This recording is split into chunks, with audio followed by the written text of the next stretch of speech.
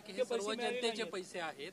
एक सवाल उपस्थित विरोधकांकडून केला जातोय की हे सर्व जनतेचे पैसे आहेत. वेगवेगळ्या योजनांमध्ये पैसे जर माघारी घेतले जातात तर लाडक्या बहीण योजनेमधले पैसे तुम्ही वापस का घेत नाहीये? पण असं कोणी म्हटलं की वापस घेत नाहीये? मी आताही याआधी माहिती दिली की सरकारी चलनच्या माध्यमातून आपण राज्य शासनाची जी तिजोरी असते ट्रेजर, त्याच्यासाठी आम्ही अर्थ नियोजन विभागासोबतही त्या संदर्भातलं आमचं संपर्क चालू आहे. ते एक स्वतंत्र हेड म्हणजे रिफंड हेड जो असतो तो त्याच्यासाठी ते आम्हाला त्या ठिकाणी तयार करून देतील आणि त्या माध्यमातून हे राज्याच्या तिजोरीमध्ये येणार आणि ते वेगवेगळ्या योजना असेल किंवा इन्फ्रास्ट्रक्चर असेल किंवा त्याच्यासाठी जसं रुटीन शासनाचं रिफंडचं फंड वापरला जातो इतर योजनांसाठी किंवा शासकीय जी काही आपली लोकउपयोगी लोककल्याणकारीच्या योजना असतात तर त्यामध्ये तो वापरला जाईल. याचा मुद्दा असा आहे प्रामुख्याने तुम्ही असं म्हणताय की ज्यांचे अर्ज माघारी आलेले आहेत ते पैसे माघारी येत आहेत त्यांचे, परंतु ज्यांना चुकीच्या पद्धतीने अर्ज भरलेले आहेत जे अजूनही बोलायला तयार नाही. मी याआधी त्या संदर्भातली माहिती दिली की आमची जी क्रॉस व्हेरिफिकेशनची प्रोसिजर आहे परिवहन विभागासोबत चालू आहे. जे उत्पन्नाच्या पलीकडे जाऊन ज्यांनी त्या ठिकाणी लाभ घेतलेला आहे ते सुद्धा आम्ही क्रॉस व्हेरिफिकेशन करत आहोत. या व्यतिरिक्त जे राज्याच्या बाहेर आता लग्न होऊन गेलेल्या वगैरे किंवा राहायला गेल्या असतील किंवा सरकारी नोकरीमध्ये ह्या कालावधीमध्ये 4-5 महिन्याचे लागलेले आहेत, हे एका बाजूला आम्ही विभागाच्या पद्धतीनं आम्ही क्रॉस व्हेरिफिकेशन करत आहोत. पण हे जे आपण 4-4.5 हजार म्हणतोय हे स्वतःहून पुढे आलेले आहेत. या व्यतिरिक्त क्रॉस व्हेरिफिकेशन मध्ये येणार आहेत ते वेगळेच आहेत.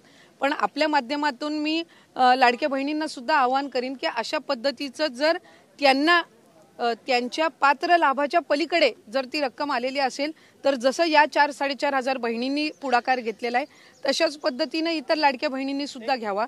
त्याच्यामुळे ह्या 2 स्वतंत्र प्रोसिजर आहेत. एक आहे की ज्या 4-4.5 बहिणींनी स्वतःहून त्यांना जाणवल्यानंतर त्यांनी परत करण्याची प्रोसिजर ऍप्लिकेशन केलेलं आहे आणि विभागाच्या माध्यमातून जे स्वतंत्र चालू आहे ते आहेच. म्हणून मी आपल्याला सुरुवातीला माहिती देत असताना म्हटलं की हा आकडा दोन्ही जर आपण कंबाईन केले तर पुढे मागे होण्याची कमी जास्त होण्याची शक्यता आहे. पैसे परत वापस घेण्यासंदर्भातला प्रश्न आहे. पैसे परत घेतले जाणार का ज्यांनी चुकीच्या पद्धतीने त्यांचे पैसे जे आधी त्यांना मी आपल्याला त्या संदर्भामध्ये सुद्धा माहिती दिली की आम्ही क्रॉस व्हेरिफिकेशन मध्ये अशा पद्धतीनं आढळल्यास त्यांना त्या संदर्भातली माहिती देऊन आता जसं 4-4.5 हजार बहिणी पुढे आलेल्या आहेत आणि त्या स्वतःहून शासनाला ते रिटर्न करत आहेत, तशाच पद्धतीनं ज्यांनी चुकीच्या पद्धतीनं घेतलेल्या आहेत त्यांना त्या संदर्भामध्ये एकदा तो डेटा आम्हाला जसा मिळत जाईल त्यांना त्या संदर्भातली माहिती दिली जाईल आणि राज्य शासनाच्या तिजोरीमध्ये तो त्या पद्धतीनं जमा केला जाईल. 2.5 कोटी लाभार्थ्यांची महिलांची तुम्ही काही पावलं उचलणार आहात का? जर नियमबाह्य फॉर्म भरून सुद्धा जर एखाद्या बहिणीने लाभ घेतला असेल आणि तिने जर अर्ज नाही केला तर तुम्ही काही पावलं उचलणार आहात? नाही, मी त्याच संदर्भातली आपल्याला माहिती दिली की क्रॉस व्हेरिफिकेशन मध्ये अशी ना तशीही आम्हाला त्या संदर्भातली जी माहिती आहे ती मिळणार आहे. या 4-4.5 हजार जे आहेत त्या स्वतःहून आलेल्या आहेत पुढे. तशाच पद्धतीनं आम्ही विभाग म्हणून जे क्रॉस व्हेरिफिकेशन करतोय त्याच्यामध्ये तो डेटा तसाही येणारच आहे. त्यामुळे या स्वतःहून पुढे आलेल्या आहेत त्यांचं आम्ही स्वागतच करतो.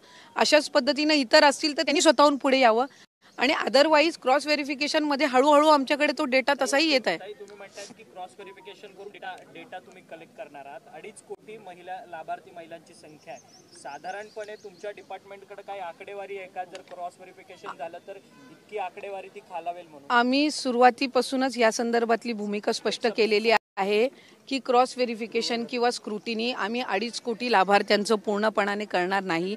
पिवळा आणि केशरी कार्ड धारक जे आहेत त्यांचं उत्पन्न 1 लाखापेक्षा कमीच आहे म्हणून ते पिवळे आणि केशरी कार्ड धारक आहेत. त्याच्यामुळे ती जी संख्या आहे ही साधारणपणे 1.5 कोटीपेक्षा सुमारे त्याच्यापेक्षा अधिक जात असते. त्याच्यामुळे तिथं स्क्रुटिनी किंवा क्रॉस व्हेरिफिकेशन करण्याचा काही विषय येत नाही कारण त्यांचे उत्पन्न हे त्यांना जे कार्ड मिळालेलं आहे जे पूर्वीपासून अन्न व नागरी पुरवठाच्या माध्यमातून किंवा इतर योजनांचा ते लाभ घेत आहेत त्याच्यामध्ये ते क्लिअर आहे.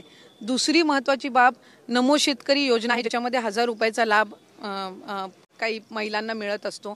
त्याच्यामध्ये सुरुवातीपासूनच आम्ही शासन निर्णयामध्ये एक निर्गमित केलेला आहे की ज्या इतर योजनांचा लाभ घेतात पण तो 1500 पेक्षा कमी आहे त्याची जी वरची कॅपिंग आहे ती लाडकी बहीणच्या माध्यमातून दिली जाईल. म्हणजे उदाहरणार्थ नमो शेतकरीचा 1000 रुपयाचा लाभ हा लाडक्या बहिणींना मिळतोय. आता 1500 तो करण्याच्या दृष्टिकोनातून वरची जी 500चा लाभ आहे हा लाडक्या बहिणीच्या माध्यमातून दिला जाणार. आणि ह्यामध्ये आम्ही कुठलाही शासन निर्णयामध्ये बदल करत नाही. आपण जो GR सुरुवातीला बघितला किंवा शासन निर्णय जो आम्ही निर्गमित केलेला आहे त्या